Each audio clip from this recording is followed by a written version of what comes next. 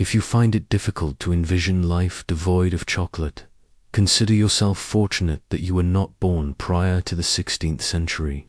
Before this time, chocolate was confined to Mesoamerica and existed in a form markedly different from our contemporary understanding. As early as 1900 BCE, the inhabitants of this region had mastered the art of preparing the beans from the native cacao tree. Historical records indicate that these beans were ground and combined with cornmeal and chili peppers to produce a beverage far from the comforting cup of hot cocoa we enjoy today. It was a bitter and invigorating drink topped with foam. Furthermore, while we may celebrate chocolate today, the Mesoamericans held it in even higher regard. They considered cacao to be a divine sustenance bestowed upon humanity by a feathered serpent deity, referred to as Kukulkan by the Maya and Quetzalcoatl by the Aztecs. The Aztecs utilized cacao beans as a form of currency, consumed chocolate at royal banquets, rewarded soldiers with it for their victories, and incorporated it into various rituals. The first encounter with chocolate across the Atlantic occurred in 1519, when it visited Moctezuma's court in Tenochtitlan. According to accounts from Lieutenant, the king had 50 jugs of the beverage presented and served in golden cups.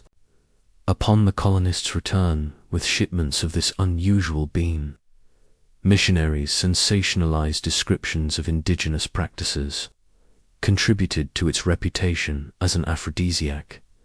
Initially, the bitter flavor of chocolate rendered it useful as a remedy for various ailments, such as digestive issues. However, the addition of sweeteners like honey, sugar, or vanilla quickly transformed it into a favored delicacy within the Spanish court. Consequently, no noble household was considered complete without specialized chocolate utensils.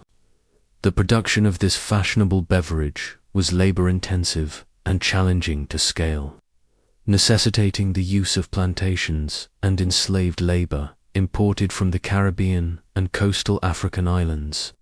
The landscape of chocolate production underwent a significant transformation in 1828 with the invention of the cocoa press by Coenraad van Houten from Amsterdam.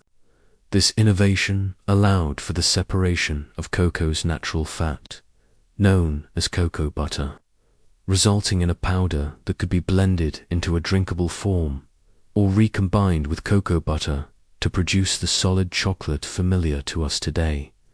Shortly thereafter, Swiss chocolatier Daniel Peter introduced powdered milk into the mixture, leading to the creation of milk chocolate. By the 20th century, chocolate had transitioned from an exclusive luxury to a widely enjoyed treat for the general public. The surge in demand necessitated increased cocoa cultivation, which is primarily viable in equatorial regions. Cocoa production has transitioned from relying on African slaves transported to South American plantations to being predominantly centered in West Africa, with Côte d'Ivoire accounting for 2/5 of the global cocoa supply as of 2015. However, this industry's expansion has been marred by severe human rights violations. Numerous plantations across West Africa, which cater to Western companies, exploit slave and child labor, impacting over 2 million children. This intricate issue continues to exist despite initiatives from leading chocolate manufacturers to collaborate with African nations in an effort to mitigate child and indentured labor practices. In contemporary society, chocolate has become ingrained in cultural rituals. Its historical ties to colonialism and the influence of marketing contribute to its perception as something luxurious, indulgent, and taboo. Yet, a deeper understanding of its intriguing and often harsh history, along with current production practices, reveals the origins of these perceptions and the realities they obscure.